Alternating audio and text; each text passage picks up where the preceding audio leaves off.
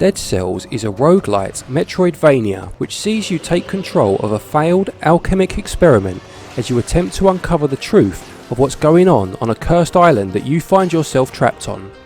But does this Roguevania make the cut, or should it be marked for permadeath? Let's find out.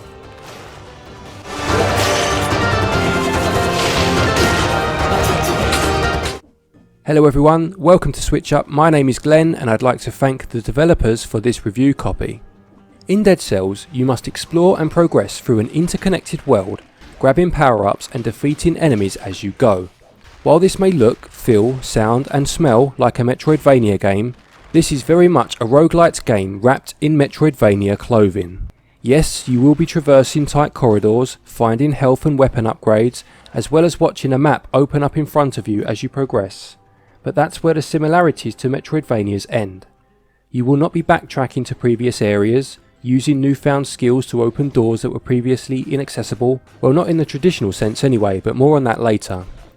You won't be accessing the mainframe to save your data or opening up more of a map, and you most certainly will not be starting from your last save room if you die.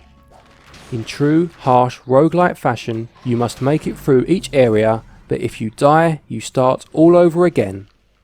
That's not to say that all of your progress is lost though. I mentioned earlier about returning to previous areas to open inaccessible parts, and as I said, you won't do this in the traditional way. What does happen is that every so often you will fight an elite enemy. These are stronger versions of enemies you have encountered so far. Defeating one of these will net you a reward, but defeating special versions of these will see you receive an artifact. These artifacts allow you to access something that you couldn't before. For example, collecting a certain artifact will allow you to grow vines from these green blobs, allowing you to reach previously out of bounds areas. This newfound skill is permanent, meaning that even if you do die, you will still be able to do this in your next playthrough and thus can use the skill earlier in the game. There are also the titular dead cells. These glowing orbs are sometimes dropped by enemies, and collecting them is essential if you want to make any real progress in the game. At the end of each area, you can assign the dead cells that you have collected towards attaining a particular perk, skill or item. The amount of dead cells you put into these are cumulative, so even if you do die, you will keep the progress you have made towards unlocking these. This is important because in theory this will make playthroughs easier over time. For example, at the start of every run, you are given a choice of a bow or a shield to pick up. These are the most basic of these items available. However, as you find weapon blueprints, you unlock better bows and shields, and you can then build these by using your dead cells. You can then put your dead cells into a perk to start the game with any of the bows you have crafted so far. This means that rather than begin with the basic bow, you could start with the ice bow or the infantry bow, making the odds of you surviving even longer that bit better. You have slots for 4 weapons, 2 main weapons and 2 sub-weapons. It's a lot of fun trying different combinations out. I started with a more traditional sword and shield before branching out to using 2 ranged weapons and dropping the sword completely. It makes each playthrough feel different, and in a game where you will be playing from the start again and again, this is very important. Your sub-weapons can be used and then have a cooldown time before you can use them again. Once you have found a weapon's blueprint and unlocked it with the dead cells, they can then be found strewn across the levels or bought in the shops that you come across from time to time in all subsequent playthroughs. As you play through each area, you will come across these scrolls. These will give you a choice to upgrade your brutality, tactical or survival skills, as well as giving you a percentage of a health boost. Brutality will increase the power of any red weapons. Tactical will boost the power of purple weapons, and survival, green weapons. It's important that you search high and low for these scrolls and put them into the area that best suits your playstyle. You will also find these scrolls behind locked doors at times, and you can use the gold that you earn from killing enemies to unlock these. Some of them are also locked behind time doors, and you can access these should you reach them quickly enough as you play through.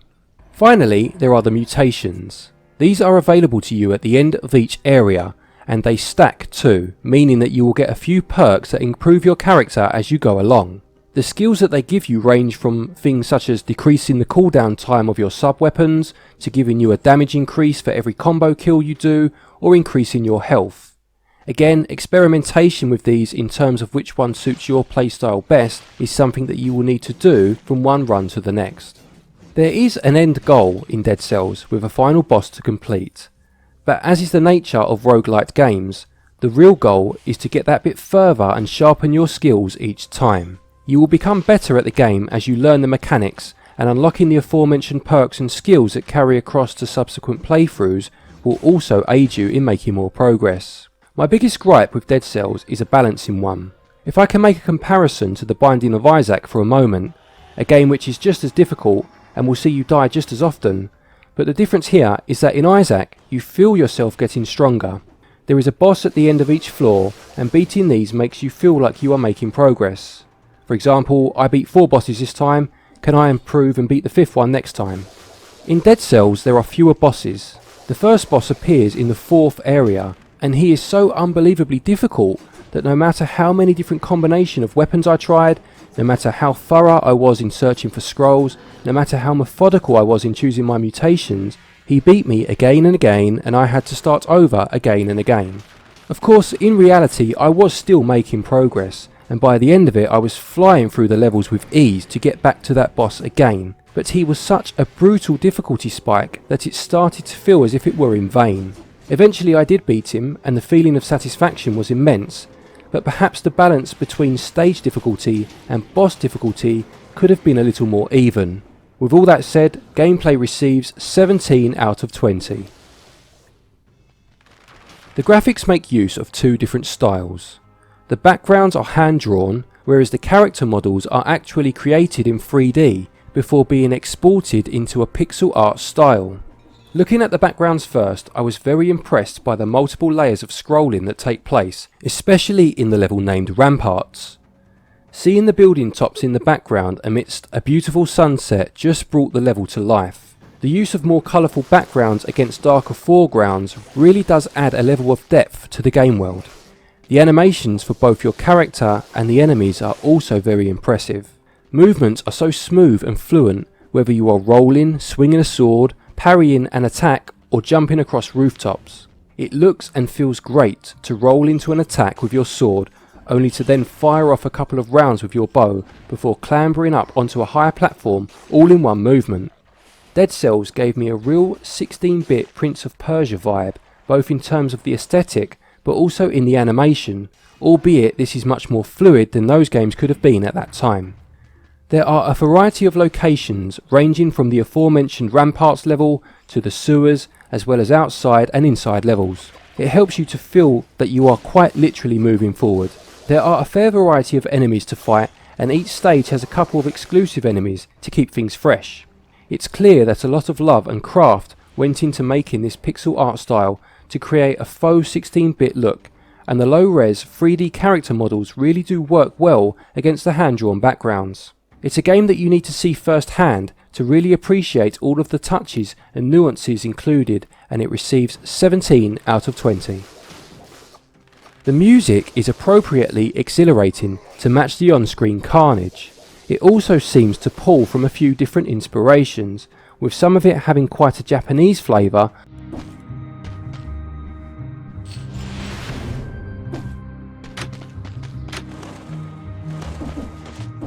whilst another sounds like something you may hear a mariachi band playing.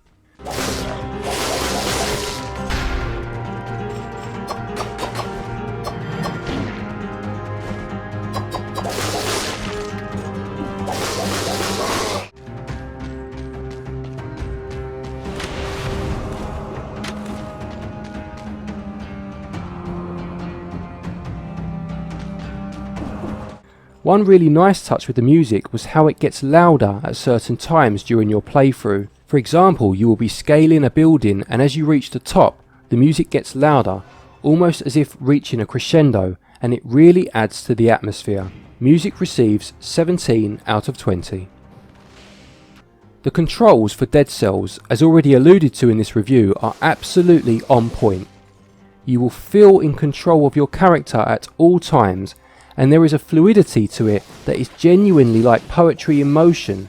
The A button is your evasive roll, and mastery of this is essential. Y and X are your 2 weapon buttons, and B jumps. The shoulder buttons take care of your sub-weapons. It will take a while for it all to click, but when it does, you will be performing moves with such finesse and grace that they would not look out of place in a John Woo film. The only nitpick that I can think of is that it would have been nice to have an assign all command when putting your dead cells into a perk, as having to click a button 20 or so times does seem a little unnecessary. Controls receive 19 out of 20. Dead Cells costs £22.49 or $24.99 and has a pre-order discount which brings the prices down to $17.99 or $19.99 respectively until the 6th of August. There is also a physical copy being released if you prefer your games this way. During an interview with Nintendo Life, to which I will put a link in the description below, developers Motion Twin stated that it would take the average player around 20 to 25 hours to get to the final boss, although it can be done in a couple of hours if you are good enough. Having already poured about 15 hours into the game and being nowhere near the final boss, I can attest to the approximate length stated by the developers. If anything, it may take even longer. There are then all of the weapon blueprints and skills for you to find and unlock, and the game displays them for you as if to spur you to continue to find more. The true test of value will be a very personal one and comes down to how much of a stomach each individual has for the fight. Value receives 17 out of 20. To conclude, Dead Cells is an extremely polished, well crafted and fun game. If you love the roguelite style of gameplay, then this is up there with the best of them, and a purchase is an absolute no-brainer.